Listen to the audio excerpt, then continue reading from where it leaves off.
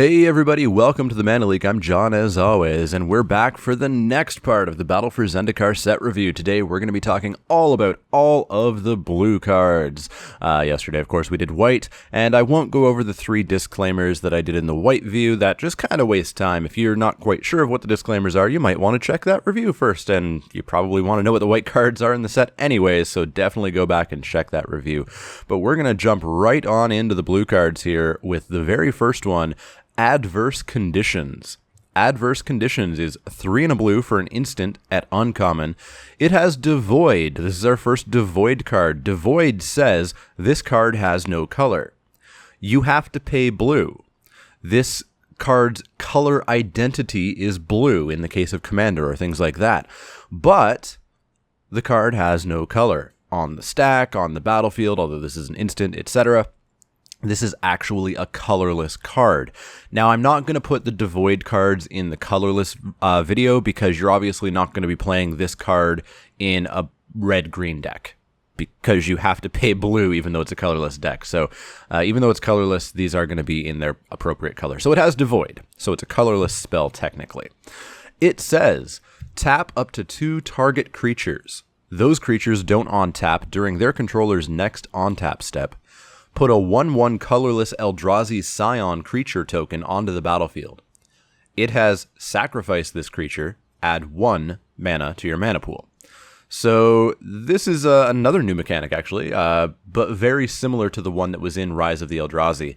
Back then we got Eldrazi's Spawn, which were 0/1 tokens that you could sack to make a mana. This time we get 1/1 tokens. Now 1/1 tokens are a fair bit different. They can actually attack. They can do stuff. They are tiny threats, but they are threats nonetheless. But they also have this ability to ramp when they kind of become useful or useless or whenever you actually kind of need it. So this is an interesting spell. Tap 2 other guys at instant speed, which is where you really want that effect to be. It's so much less good at sorcery speed. You keep them tapped for a turn. Awesome. Plus you get a Scion. That sounds not too shabby at all. It's a solid tempo play. And tempo ramp is a really cool idea. Normally, you're playing tempo in order to, kind of last long enough in order to get to your big stuff. In this case, you're lasting long enough to get to your really big stuff because you're going to get some ramp behind it. It's a really cool idea. I think this card probably appeals to my personal play style a little bit more than it should. I tend to be a pretty big fan of blue-black tempo control, late game, that kind of deck, kind of the exploit deck almost from Dragons of Tarkir. So I'm definitely looking to play this probably a little bit higher than I should. I'm going to go with a B- on this, which is probably too high. I can't go any higher, of course. It is, at the end of the day, a combat trick. Not a combat trick, a tempo trick, if you will, something you play at the end of your opponent's end step. Ultimately, it's probably going to end up being slightly lower than that, more like a C+, I think. But for me, my personal play style, it's going to be more of a B- to start with. I'm excited for this. I'm excited to jam this into blue-black decks with some nice Eldrazi on the top end. Next up, we have a reprint from Dragons of Tarkir, actually. Anticipate. 1 and a blue for an instant at common, and it says look at the top 3 cards of your library. Put 1 of them into your hand, and the rest on the bottom of your library in any order. Fool me once, shame on me. I loved this card when I saw it in Dragons of Tarkir. When I did the Dragons of Tarkir set review, I don't know offhand what I gave this card, but I feel like it was pretty high. I was like, man, this feels so much like Brainstorm. It's clearly not. It's nowhere near as good as Brainstorm. But it's also just not that great in Limited. In the end, I never really felt happy playing this card. And the real tell is that whenever I saw my opponent cast this card on turn 2, on turn 3, I thought, yeah, awesome. You anticipate, I'll continue affecting the board and actually doing real stuff. Ultimately, this just kind of doesn't do enough. And it actually feels like a slightly better late game play. When I'm on turn 7 and I've only got a couple of cards and getting a free card draw at instant speed that I get to slightly filter through is actually kind of okay.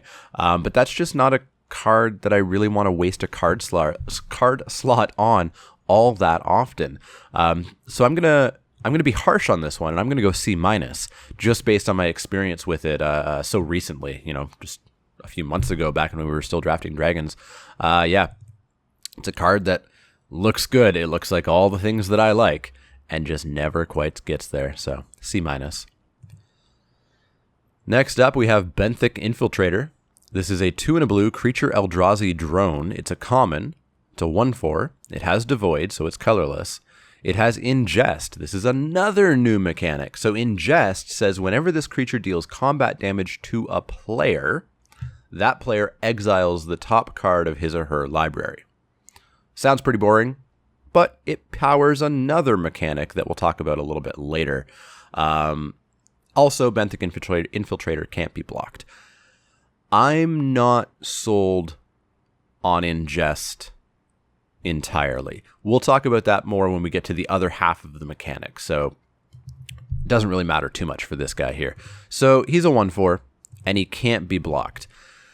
I typically don't really want to play 1/4 on blockables. 1/4 historically is one of the better defensive stats. That's a creature that's going to sit there and block for several turns without dying. So pairing it with Unblockable just feels kind of weird. It's kind of like Graveblade Marauder, which was a good card, significantly better than this card. But attacking with Graveblade Marauder, which you wanted to do to trigger it, just felt really weird attacking with a 1/4. In almost all cases, I would have so much preferred to have my 1/4 Death Touch sit back and block. And this just kind of feels the same. It's not attacking stats. Now, it is guaranteed Ingest. You're going to, as long as this guy's attacking, start ingesting cards, which I think makes this one of the more reliable ingest process cards. And we'll talk about process a bit later. But I'm not sold on that mechanic. I'm really not sold on it. And if I have to put in a really mediocre card like this just to get that mechanic to work, I don't think I want to do that mechanic.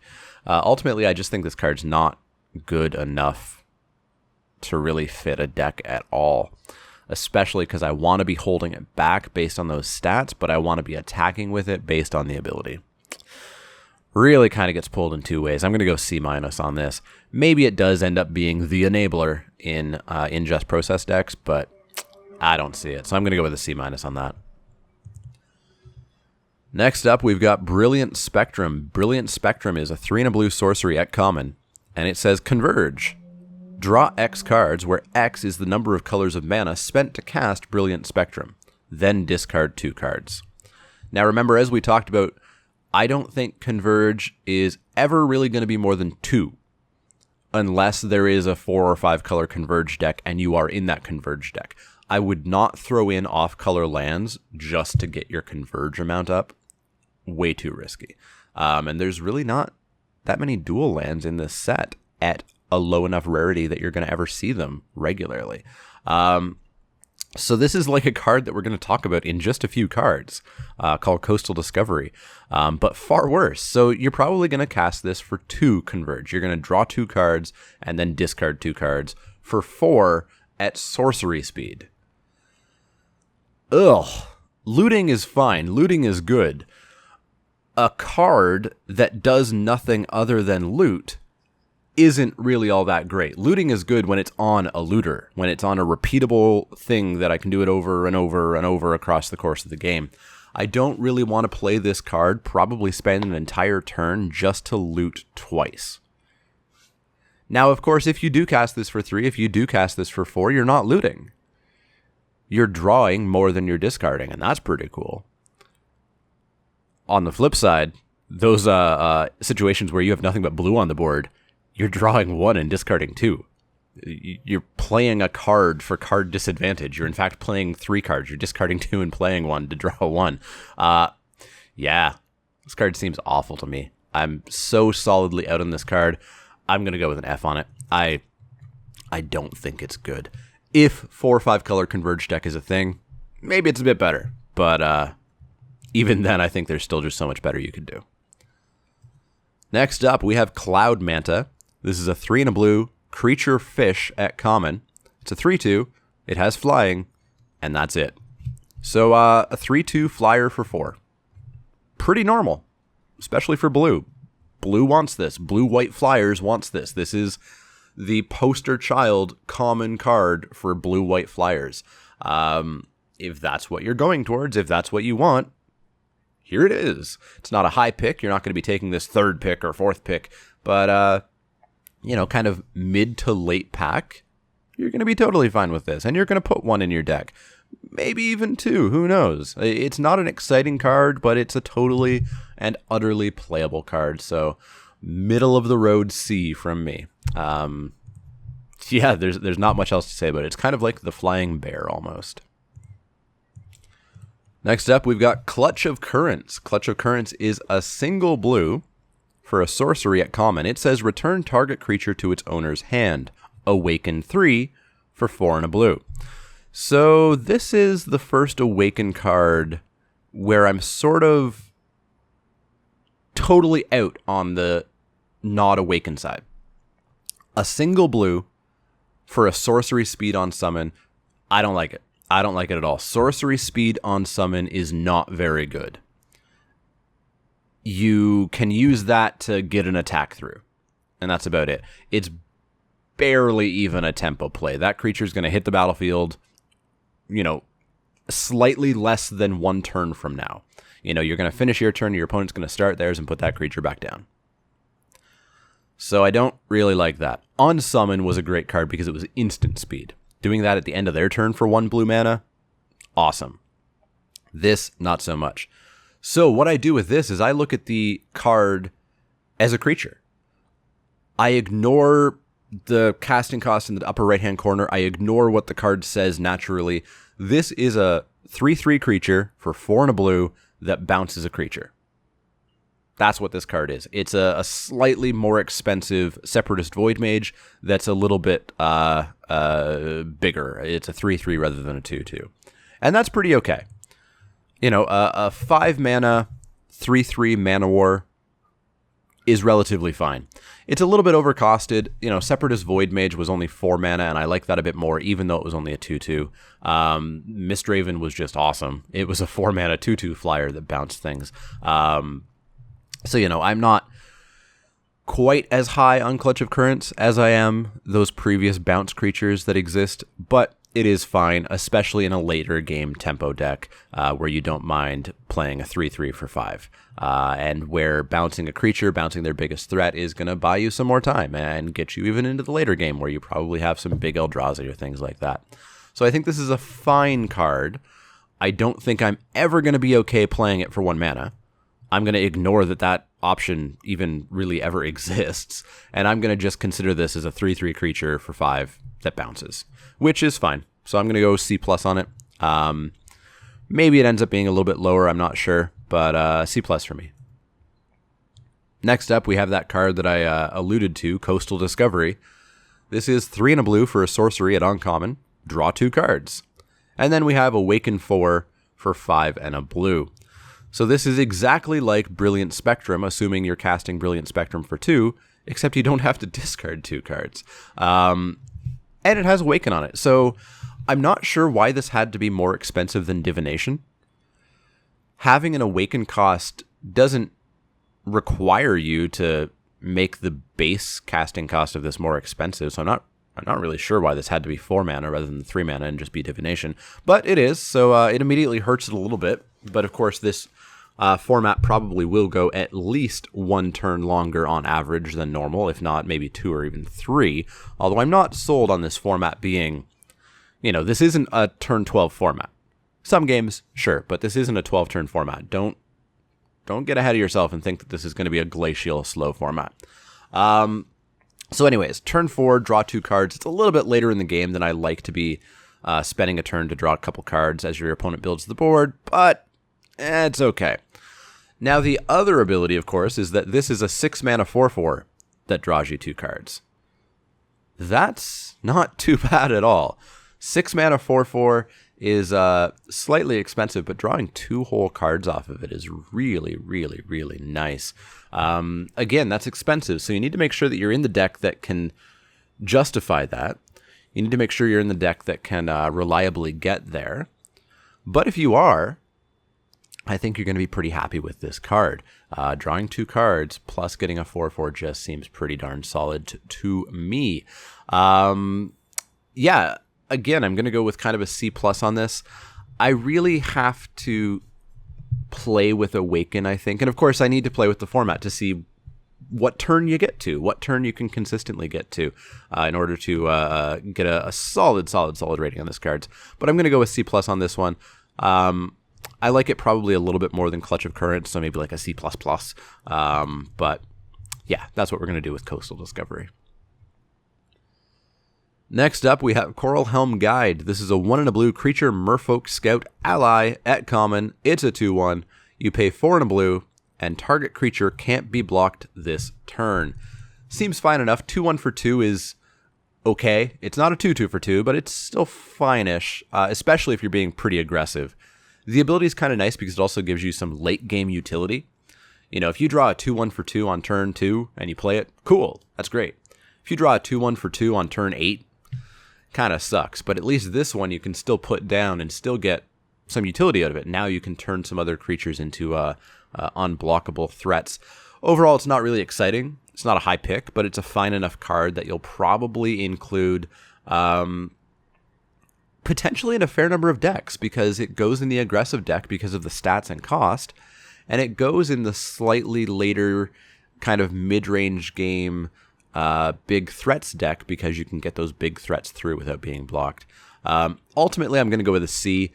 That late game utility definitely is hurt a little bit by how weak this thing is, but I think a C is where I want to come down on this for now. Next up, we have Cryptic Cruiser. This is a 3 and a blue creature Eldrazi Processor at uncommon. It's a 3/3. It has Devoid, and it has a process mechanic. So for 2 and a blue, you can put a card an opponent owns from exile into that player's graveyard, and if you do, tap a creature, tap target creature. So this is the second half of Ingest Process. So Ingest, your creatures hit your opponent and they mill, quote unquote, a card into exile. Your processors take cards out of exile, and if they do that, an effect happens. So in this case, if you take a card out of exile that was ingested or in any way exiled, there are some cards that exile without being part of the ingest mechanic. It doesn't matter how the card got there. As long as it's in exile, you can take it out. So in this case, you get to tap a creature. Tapping a creature is great. I love tapping creatures. I'm not sold on Ingest Process. As I said, I want it to work. I want this ability to work so much. It seems like so much fun. I can't imagine it doesn't work. But I can imagine that it works a little bit mediocrely and that it's kind of the trap mechanic of the set. I could see that happening. This one seems fine either way, because it is a 3/3 for 4, which is just okay. It's just fine. You would put that in your deck if you were hurting for creatures anyways. The fact that if you're getting an ingester through, if you have exiled some number of cards in any way, you're going to be able to get some a benefit from this guy. Instant speed, tapping creatures is great. You can do it at the end of their turn, do it again at the start of your turn, and now you've tapped 2 of their creatures. Maybe that gets through lethal damage or at least a big chunk of damage, whatever. Seems really cool. I'm pretty happy to give this guy a go, to give this whole mechanic a go. I am worried about the consistency, and we all know I don't like inconsistency, but I'm too excited about the prospect of Ingest Process to be too down on it. But I am going to be cautious on it. I'm going to go with a B- on this. I think the effect is really good, and if it turns out that you can reliably get a bunch of cards in exile, then I think this is going to be a pretty good creature. So B- for me. Next up, we have Dampening Pulse. This is a 3 and a blue enchantment at uncommon. Creatures your opponents control get -1/-0. Meh. This is very similar to Orbs of Warding. Orbs of Warding in Magic Origins, the part that I'm comparing this to was prevent whenever a creature would damage you, prevent 1 damage, I think it was. This is kind of the same. You're preventing 1 damage by making all their creatures -1, -0. Orbs of Warding was a pretty hard sell. Sometimes maybe you would side it in if your opponent had a lot of 1Xs. Even then, I think there were so many other choices that you could have done. I think I'd be pretty hard-pressed to find a place where I would want to sideboard this in, and I don't think I would ever main deck this. It just seems bad. Yeah, it turns their Scions into spawns, but big whoop. I don't think you ever want to take this or ever want to play this outside of really strange sideboard fringe cases. So I'm gonna go D- on it. I'm not gonna give it an F, but I probably should. I don't like it. Bad card. Next up, we've got Dispel. This is a single blue mana for an instant at common. Counter target instant spell. Please read that word. It's not counter target spell. It's not counter target non-creature spell. It's counter target instant spell. No sorceries, no enchantments, no nothing. Just instants. Like Negate, this is more playable in Sealed than it is in Draft, and way more playable in Constructed than Limited. You never want to main deck this, and I would only side it in if I saw some disgustingly good instant. Like, super dangerous, oh man, if they play that instant, I lose the game kind of power. Otherwise, this is just way too narrow to play. There's going to be so many situations where this is just a dead card.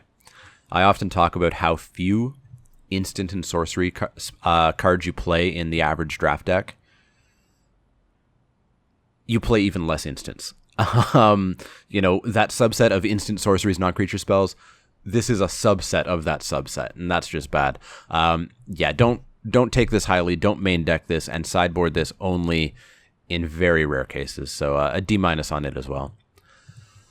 Next up, we have Drowner of Hope. This is a 5 and a blue creature Eldrazi at rare. It's a 5/5. It's got Devoid, so it's colorless.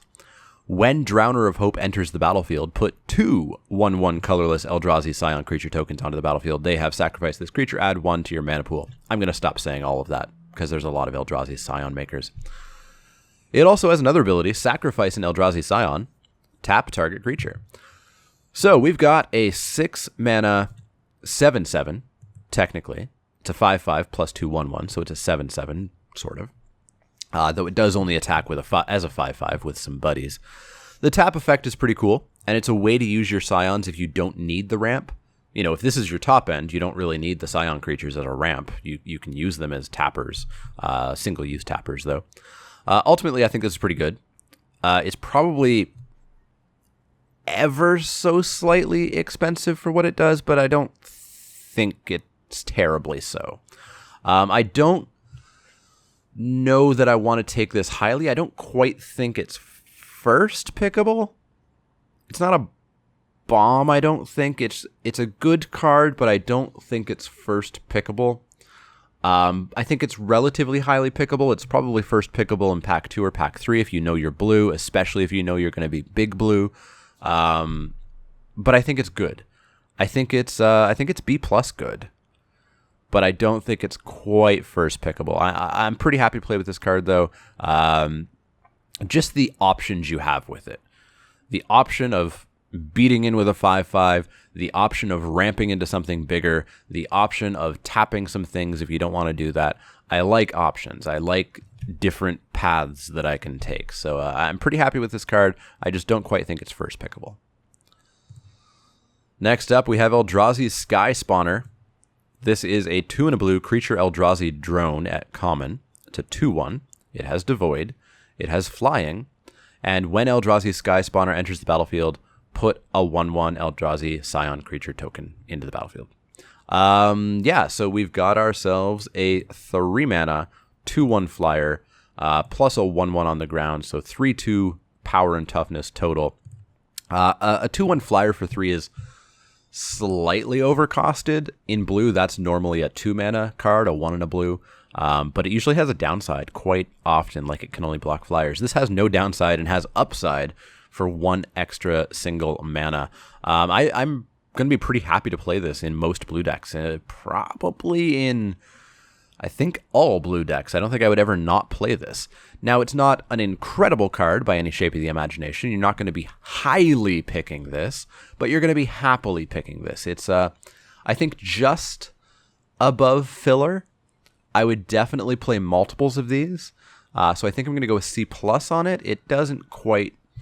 It's not splashy enough to quite go into B territory for me, but I think I'm going to be pretty happy with this the majority of the time that I have it, and I think I'm going to play it the majority of the time that I have it, even in multiples, so C+. Next up, we have Exaggerate Influence. This is a 4 and a blue sorcery at rare. It says, Converge. Gain control of target creature if its power is less than or equal to the number of colors of mana spent to cast Exaggerate Influence. Spell's fairly cool, but it's probably just way too hard to pull off. Unfortunately, it has to be expensive so that you can maybe use all 5 colors, but realistically in draft, it's not going to happen. You're going to be casting this with 2 colors most of the time. So, 2 colors. So you're paying 5 mana to mind control a 2-power creature. That does not seem good at all. That is way too expensive for what it does. But as I said, this card has to be expensive for all the Johnnies out there who want to, combo this out into 5 colors and get a 5-power creature for 5 mana. Now, it does give me hope that this card exists, maybe because there is a 5-color Converge deck in this format, and that would be awesome. I'm so excited for a format that potentially has really cool archetypes and decks that might get discovered next month and the month after, kind of like Innistrad. So this card gives me hope for what could happen. Realistically, this card's just bad. Just very bad. 5 mana to gain control of a 2-power creature. Or sorry, actually, yeah, less than or equal. So yeah, a 2-power creature. Just seems bad. I don't like it. So I'm gonna go D on this. It stays out of F territory because I like that it gives me hope for what might exist. But realistically, D. Next up, we have Guardian of Tazim. This is a 3 blue creature Sphinx at rare. It's a 4/5. It's got flying. It's got landfall. And it's part of the same cycle as the Angel that we saw in white. So whenever a land enters the battlefield under your control, tap target creature an opponent controls. If that land was an island, that creature doesn't on-tap during its controller's next on-tap step. So we've got ourselves a 4/5 flyer for 5. Totally fine. Totally fine. As I've talked about briefly, 3/3 flyers with an upside are usually your 5-drops. A 4/5 flyer with an upside is really nice. That's really efficiently costed. In fact, slightly under-costed, I would even say. Probably a pretty high pick just because of that.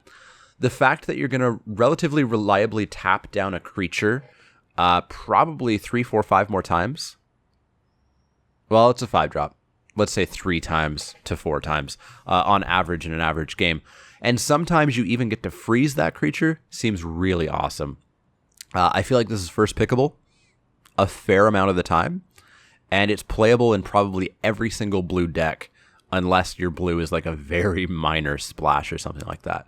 I'm really happy with this creature. The 4/5 for 5 alone makes it pretty darn solid. The upside is quite an upside, so I've got to go with solid A on this. It's not quite A+, but solid A. Total first pick. Next up, we have Halimir Tidecolor. This is a 2 and a blue creature human wizard ally at uncommon for a 2/3. And it says, when Halimir Tidecolor enters the battlefield, you may return target card with Awaken from your graveyard to your hand. Land creatures you control have flying. So this is interesting. Perhaps the Awaken deck is a thing? It would certainly be cool to try. And again, this gives me hope that there are cool decks that may pop up next month and the month after. And in January, we may even see a new deck appear that nobody had quite figured out before. I really want that to happen. And I'll be keeping an eye on this card because I think this card could fuel that. It could fuel this Awaken deck where you take Coastal Discovery, where you take clutch of currents. These cards that aren't great, but the Awaken is nifty, because suddenly you're going to be able to get to cast them again, at least once, depending on how many Tide Colors you have, and your land creatures are going to have flying. Seems pretty cool.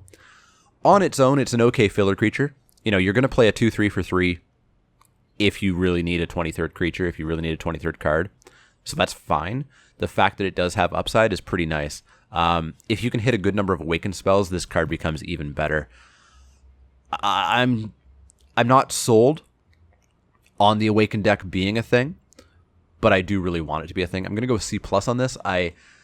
I'm really going to keep my eye on it, and maybe on a Wacky Wednesday or maybe someday in draft when I open this highly, I'll take it and I'll give it a try. I'll go for the Awaken deck and see how it works, but I'm going to start with C+ on this. Next up, we have Horribly Awry. 1 and a blue for an instant at uncommon. It has Devoid, and it says counter target creature spell with converted mana cost 4 or less. If that spell is countered this way, exile it instead of putting it into its owner's graveyard. So here's a way to get a card into exile without ingesting it. So counter target creature spell with CMC 4 or less. So I am casting a counter spell on a creature that I probably don't really give a damn about. You know, we talked about Disdainful Stroke in Khans of Tarkir as a card that said counter target creature you're afraid of, or counter target spell you're afraid of, because it was 4 or more. This is counter target spell you don't really probably care about. Just to maybe help out your processors, maybe. This just seems like a bad counterspell. This seems like the bad counterspell of the deck. The counterspell that you're not really ever going to be all that excited about. I don't really care about countering creature spells with converted mana cost 4 or less. That's just not something I want to be doing. I can block those things almost all of the time. Almost all the time. I can just throw a 2/2 for 2 will kill a lot of the things that are 4 or less. So I'm not looking to play this. I'm not looking to take this. I'm not looking to want this in any way. I'm going to give it a D because, of course, there are some 4 or less creatures that are pretty good at rare or mythic even. And if you see them, you might want to put this in. But I wouldn't go out of my way to take this or play this. Next up, we have Incubator Drone. This is a 3 and a blue creature Eldrazi Drone at common. It's a 2/3. It's got Devoid. And when Incubator Drone enters the battlefield, put an Eldrazi Scion token onto the battlefield. So it's a 3/4 for 4, which is totally fine. And the potential ramp off the Scion is nice. This seems fine. This is one of the cards you want to get if you're going to be going big Eldrazi. It's playable in a number of blue decks, although unexciting. If you want them, here it is.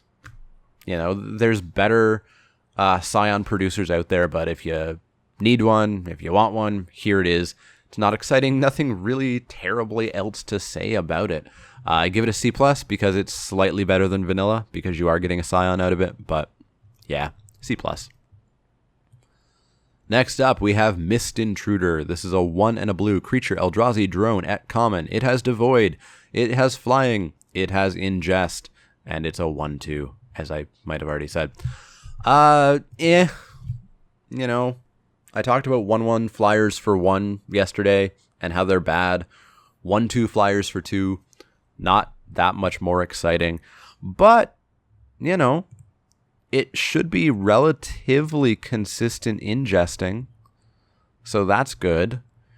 My concern about ingest is the same concern I have about mill on a creature, is if I'm reliably hitting you for damage, I'm going to win way before I mill you out. Now, you're going to potentially process things way before you win the game, but you may not. And so I think what ends up making me very hesitant about ingest process is that it's not one card. It's not a one-card combo. It's not there's multiple pieces that have to come together for this to work.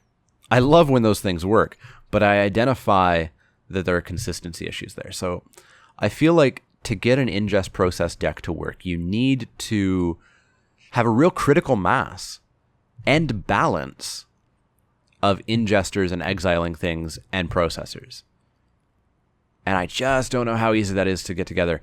If you can get it together, I think this is actually a fairly decent card to help fuel it, because a 2-mana flyer is going to be basically unblockable for at least a little bit. And so you're going to ingest at least 2, 3, maybe even 4 cards.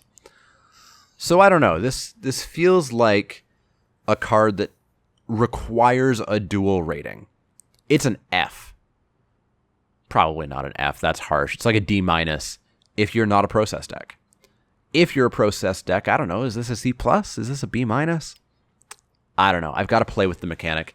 And I definitely have some of these cards where they have dual ratings. They, in one deck, they're really good, and in the rest of the decks, they're really bad. So I don't know about Mist Intruder. I'm going to go F/C+. if you get what I mean, F/C+.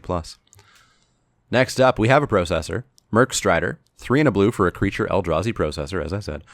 Common, 3/2. It's got Devoid, of course.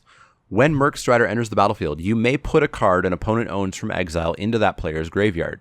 If you do, return target creature to its owner's hand.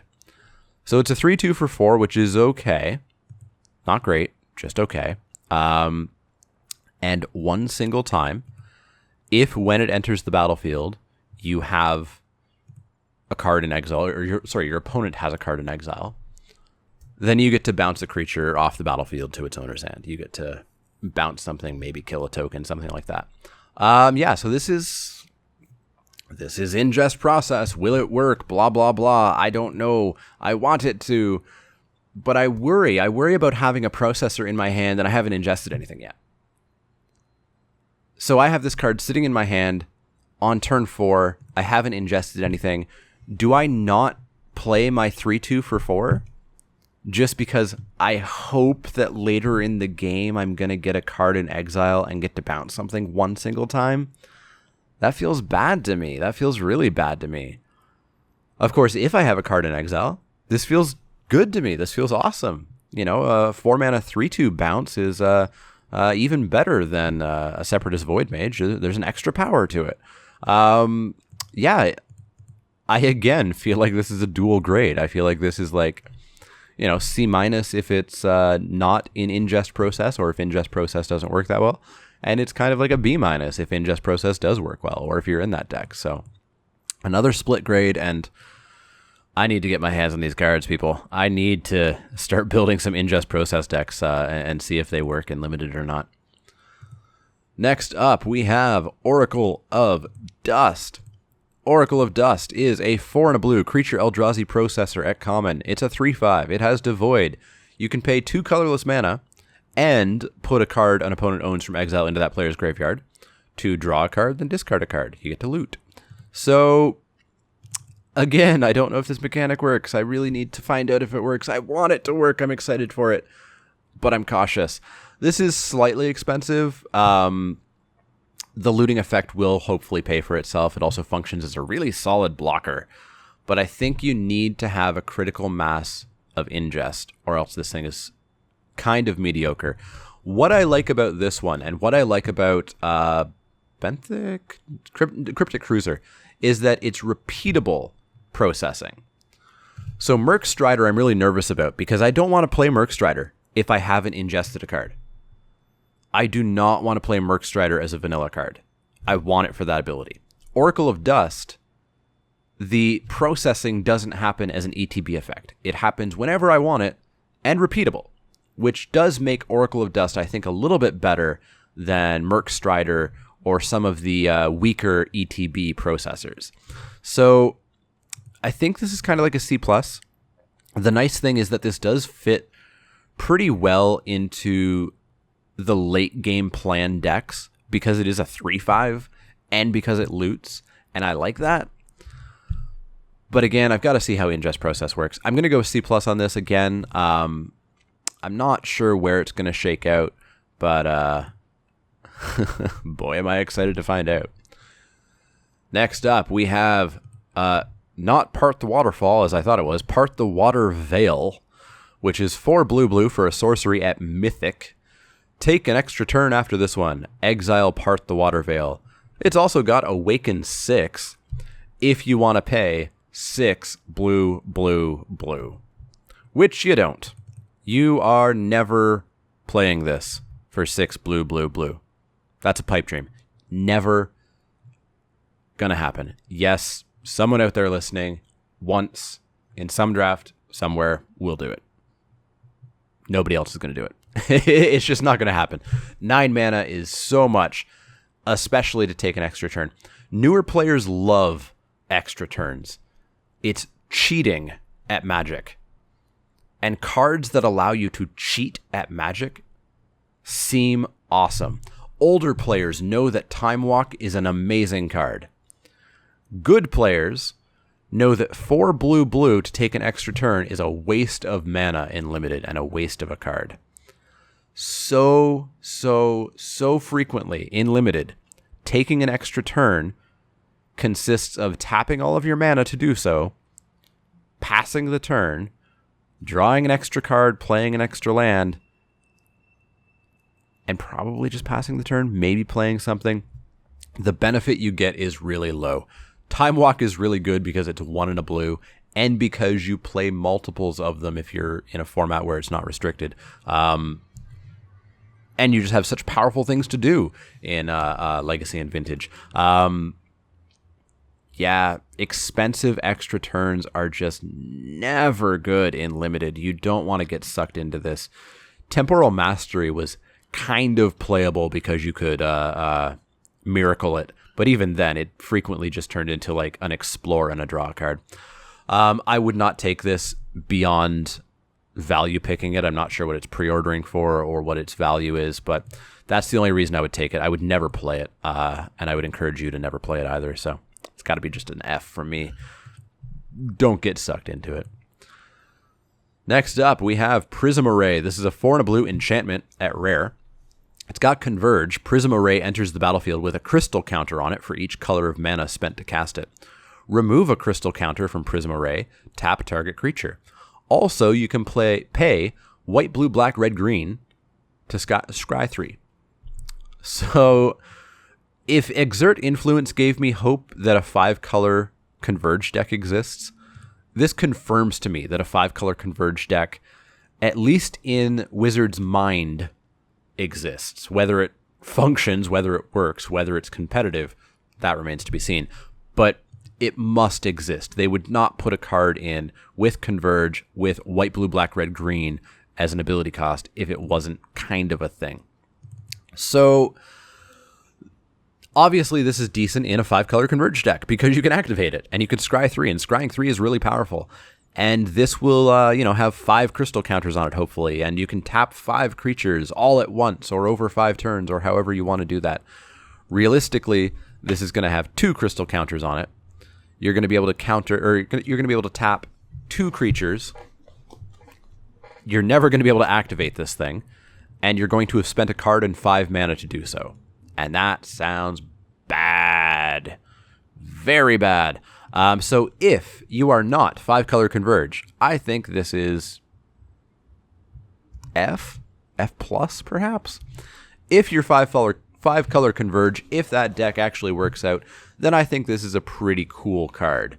I still don't quite think it's what you want to be first picking. I don't think it's what's going to be putting you into 5-color Converge. I think it's kind of the nice surprise that you get in Pack 2 or in Pack 3. So in that deck, it's kind of like maybe a C+, B-, but in every other deck, this is just a straight up F. Next up, we've got Retreat to Coral Helm. This is the blue retreat. It is 2 and a blue for an enchantment at an uncommon. It has landfall. Whenever land enters the battlefield under your control, choose 1. You may tap or untap target creature, or you can scry 1. So I'm always going to be hesitant of enchantments that do nothing some non-zero portion of the time. So an average game of Limited, you play this on turn 3. You can expect to hit 7, maybe 8 lands. So you're going to trigger this maybe 5 times. if you play it on turn 3. Scry is awesome. I love it. Very interestingly, you usually scry away lands. So you're going to be using the scry trigger on this card to willingly not activate the card again. Which really is a counteracting your own card, which doesn't sound great to me. But scry is good. Tap or on tap could be good.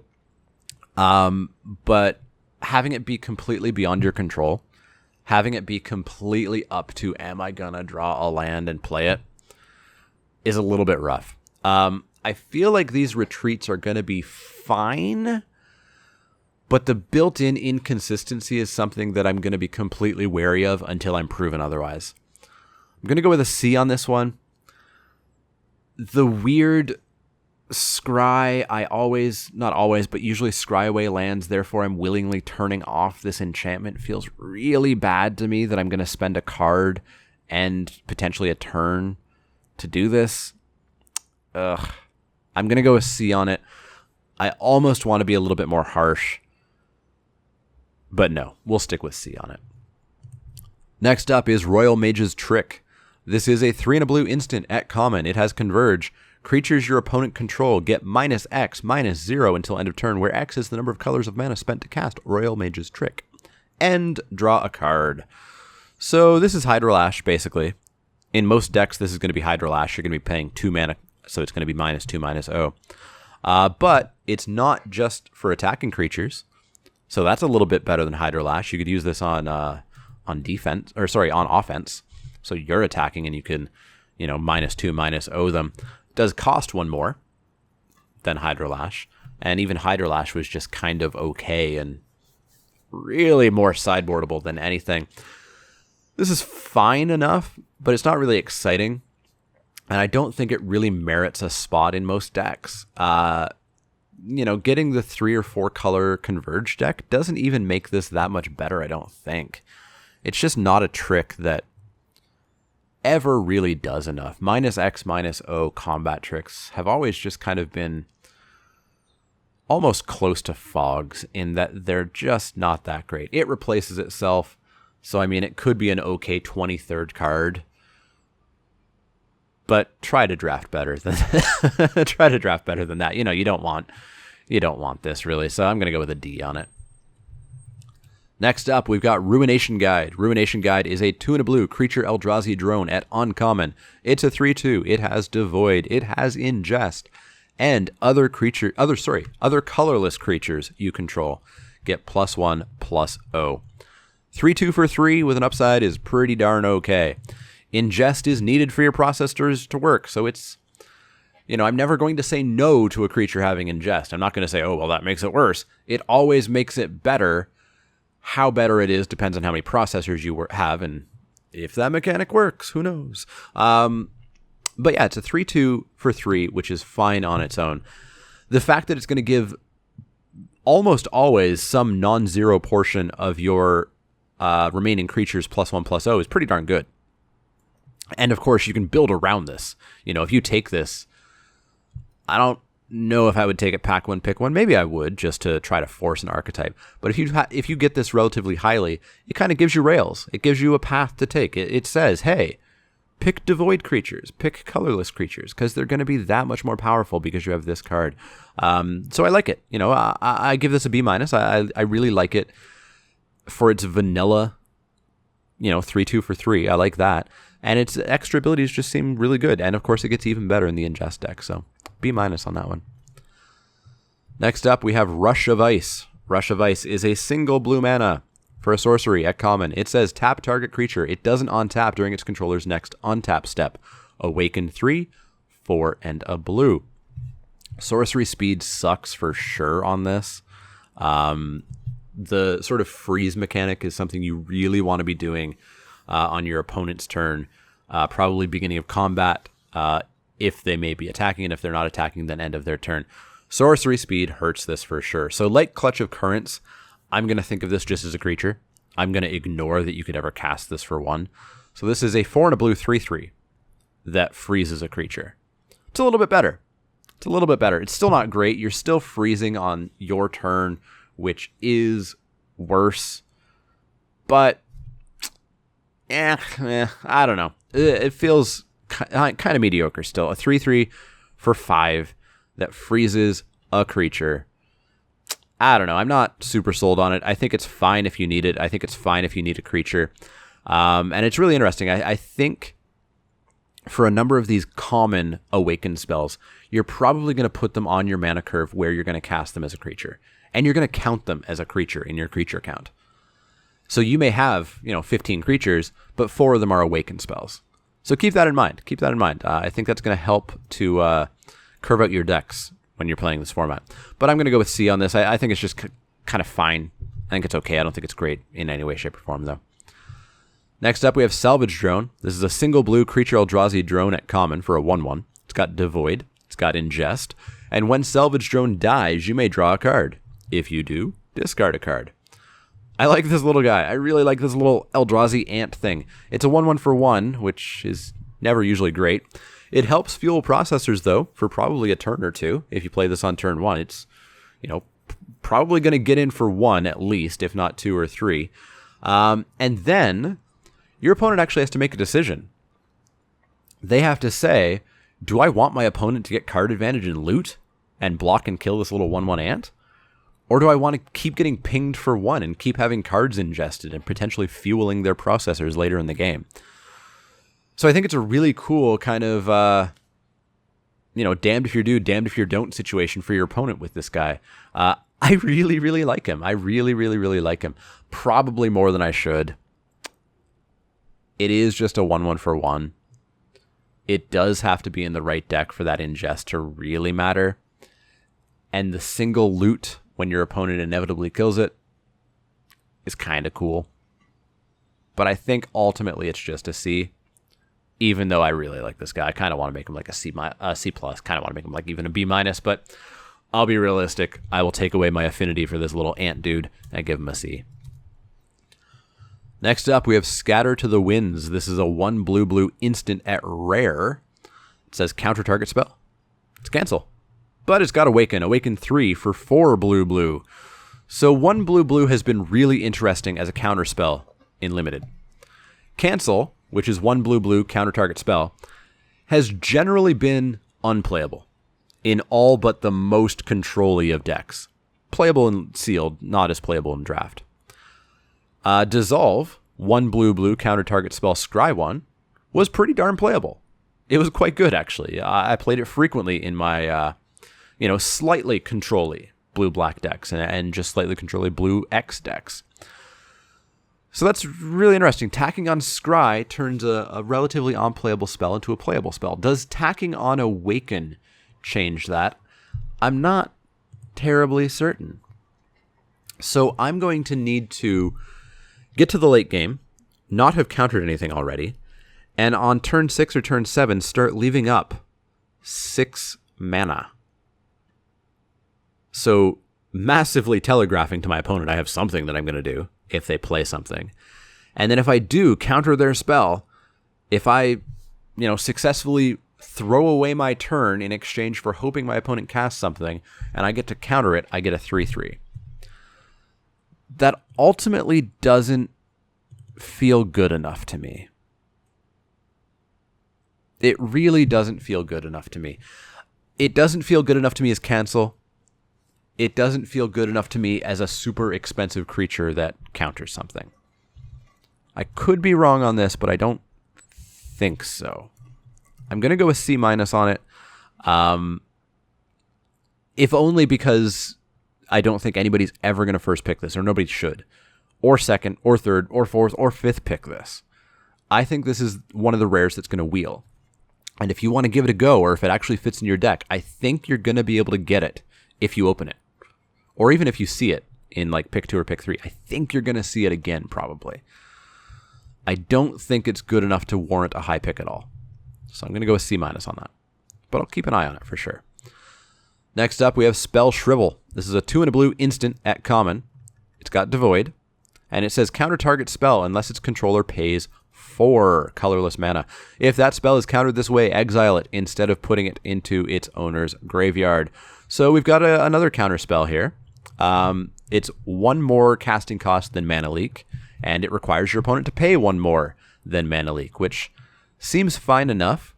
And of course, it's an alternate way to power your processors by getting a spell exiled. Having to pay 4 mana will shut down an awful lot of spells, I think. So, on turn 8, they can only play a 4-drop, or else this counters whatever they're playing. It does counter an awful lot. It doesn't die off quite as quickly as Mana Leak does. Mana Leak gets really ineffectual on turn 6, 7, 8, etc. This is probably main deckable in most sealed pools. If you have this, if you're blue, I think it'll be correct to play this in sealed. In draft, I think you're probably going to avoid this unless you are solid blue control. Solid blue control. And even then, I think you only probably want maybe 1 or so. Yeah, I'm interested to see how it plays out. I'm interested to see how useful it is. Slightly expensive Mana Leak, slightly more powerful Mana Leak. I kind of like it, but we'll have to see how it plays out. I'm going to go with a C- on it because, I think it is avoidable in draft, but it's higher in sealed for sure. Next up, we have Tide Drifter. Tide Drifter is a 1 and a blue creature Eldrazi drone at uncommon for an 0/5. It's got Devoid, and other colorless creatures you control get +0/+1. So this is the opposite of the Ruination guide. It's the Chief of the Scale to the Chief of the Edge for Eldrazi, Battle for Zendikar. So I think I like this less than Ruination guide. +1/+0 is much better than +0/+1 to all your colorless creatures. The Chief of the Scale, Chief of the Edge from Cons of Tarkir showed us that recently. This might help you go long game a bit. Chief of the Scale was a 2/3. Chief of the Edge was a 3/2. This being an 0/5 means it's going to live a lot longer than Chief of the Scale ever did. I can never keep those two separate. So this will help you go long game. Overall, I just don't think it's quite exciting enough, though. Giving your team not even your team, some portion of your team, unless you did build a mono colorless deck, +0/+1 just isn't that great. Your opponent will still overrun you. It might take them an extra turn to start getting the board presence, but they will overrun you. They won't overrun this 0/5, but they will overrun your other creatures that have a teeny tiny little boost to toughness. So I don't think I super like this. I think it's fine, and I think if you're building for the late game, I think it's a little bit better. But I think it's still just kind of middle of the road. I think it's a C. I think if you want it, you can get it. And if you don't, you should avoid it. So, solid C for me. Next up, we have Tightening Coils. Tightening Coils is a 1 and a blue enchantment aura at common. It says enchanted creature gets -6/-0 and loses flying. This is a variety of blue removal that I don't think we've seen for a couple of sets. The last one that I can think of is Pinned to the Earth from Born of the Gods, maybe Journey into Nyx, I'm not sure which one. But this is the blue removal that doesn't tap the creature, it doesn't stop the creature, it doesn't kill the creature, it just makes the creature weak. Hopefully some sort of negative numbers of power. But there's still blockers, there's still probably good blockers, because you probably want to use this on a 4-something, a 5-something, a 6-something, which means they're probably going to have pretty high stats on their back end, so your opponent gets a nice wall, basically. For most things shy of Giant Eldrazi, this is going to turn them into dumb walls. It is going to stop them from attacking, which is totally fine, but they are going to be left with a big blocker, which is not exciting. It's not great. You don't want to load up on these like you would Doomblades or even Claustrophobias. I would play 3 Claustrophobias. Might even play 4. I don't think I'd play more than one of these. And I would cut these if, I had anything better. So, these are good, but beware of how you use them. Beware of how readily you take them. Beware of how readily you play them. I think ultimately they're just C's, but they can be useful if you do need some removal. Next up, we have Ugin's Insight. This is 3 blue for a sorcery at rare. It says scry X, where X is the highest converted mana cost among permanents you control. Then draw 3 cards. This is interesting. Now, what don't I like? Say it with me. Inconsistency. I hate inconsistency. At worst, this is Jace's Ingenuity at sorcery speed. This is 3 blue, draw 3 cards. Jace's Ingenuity was a playable card because it was instant speed. Because you could hold up your counter spells, and when your opponent did nothing at the end of their turn, you could draw 3 cards. You can't do that with this. You have to probably waste your turn to draw 3 cards.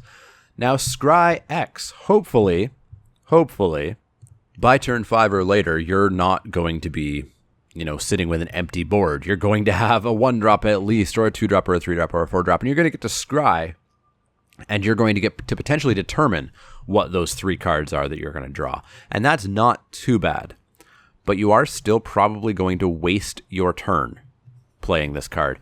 And that feels risky to me. Turn 5 and later typically start to be really important turns. Yeah, absolutely. Sometimes you're board stalled. But you're not always board stalled. So I'm nervous about playing this. I'm nervous about spending an entire turn to do this. It's a powerful effect. Don't get me wrong. It's a totally, totally powerful effect. And drawing 3 cards is really, really nice. But I'm hesitant to really give this a go. I would love to see some other people try it. I think this is going to be one of the cards where I see that it could be powerful, but I'm not going to be the one who's going to give it a try. I'm not going to be the one who first picks this. I'm not going to be the one who, 7th picks this and even puts it in my deck. Maybe if I'm really feeling creative, I'll give it a try. But I'm nervous about this. I'm nervous about the cost. I'm nervous about the inconsistency of it. I'm nervous about it being sorcery speed. So I'm slightly out on it. I give it a C+. I see the power, but it's not quite for me to be the one to discover if it works or not. Next up, we have Ulamog's Reclaimer. This is a 4 and a blue creature Eldrazi Processor at uncommon. It's 2/5. It's got Devoid. When Ulamog's Reclaimer enters the battlefield, you may put a card an opponent owns from exile into that player's graveyard. If you do, return target instant or sorcery card from your graveyard to your hand. This really doesn't excite me. There are processors out there that excite me. This one does not. 5 mana, 2/5s. Not good stats at all. Plus, I have to have exiled a card. Plus, I really need an instant or sorcery in my graveyard. Plus, that really needs to be an instant or sorcery that I kind of want to have back. Not just a piddly little combat trick or something. I want it to be good. I want it to be a removal spell or something like that. It's asking too much for me on a single card. It's asking me to play a mediocre 2/5 for 5. It's asking me to have the setup. It's asking me to have more setup. I don't like how much has to go into this card for it to be good. I really don't like it. Yeah, as I said, there are processors out there that I like. This is not one of the processors that I like. Absolutely, you can include this. If you have some critical mass of really good instants or sorceries and you're going to ingest things, yeah, maybe this gets a bit better, but this processor is not for me, even in the processor deck. So I've got to go C- on this one.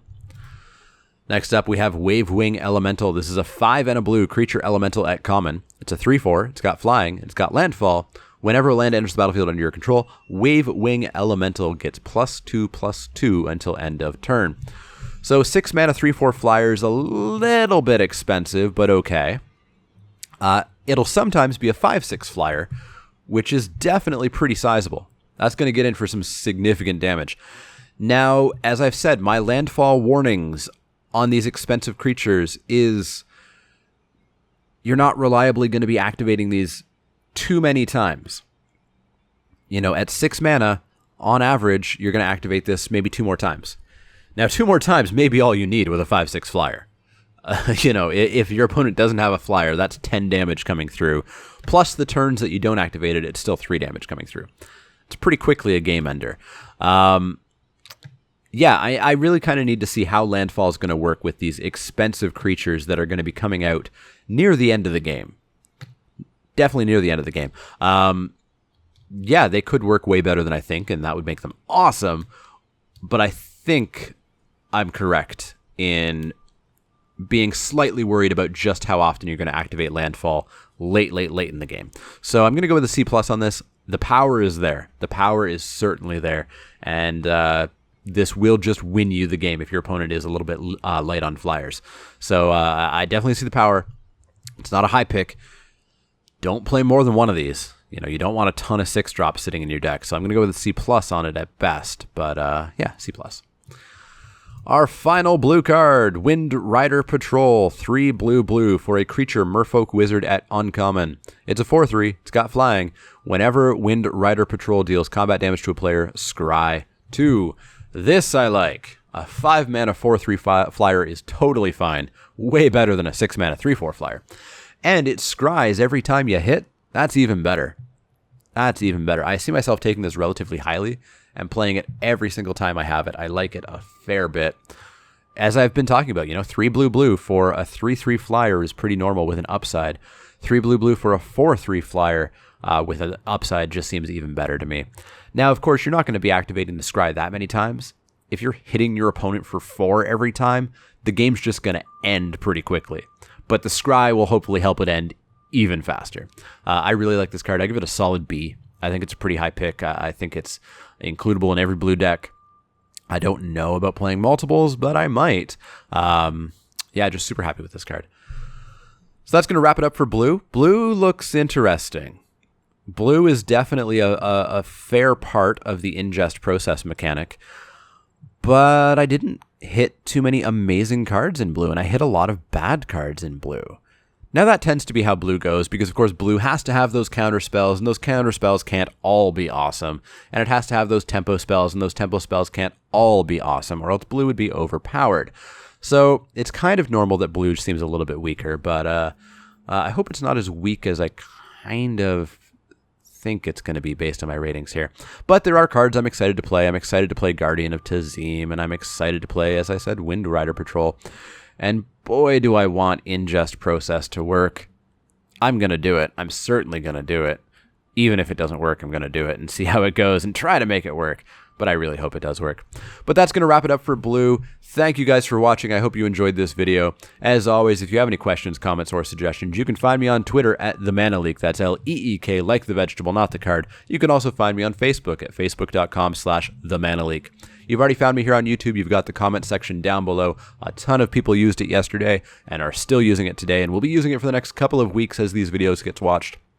So if you have any questions, comments, you want to ask me about something, you've got the comment section down there.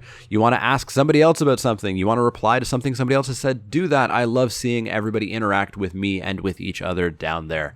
As well, if you haven't liked the videos, if you'd like the videos, you should click the thumbs up icons. That lets me know that you like the videos. That lets the world know that you like the videos and keeps my videos rising up through the ranks. Finally, if you haven't subscribed, you should. There's a button below each video. There's a button in the outro of each video. Clicking those links, clicking those little subscribe buttons will keep you up to date on all the latest Crack-a-Pack Tuesdays, Wacky Wednesdays, Spiky Saturdays, and of course the set reviews. You want to know when the Black Set review goes up tomorrow, so you should click subscribe to make sure that you know first. As always, if you have any questions, comments, or suggestions, let me know. Otherwise, I will see you all next time.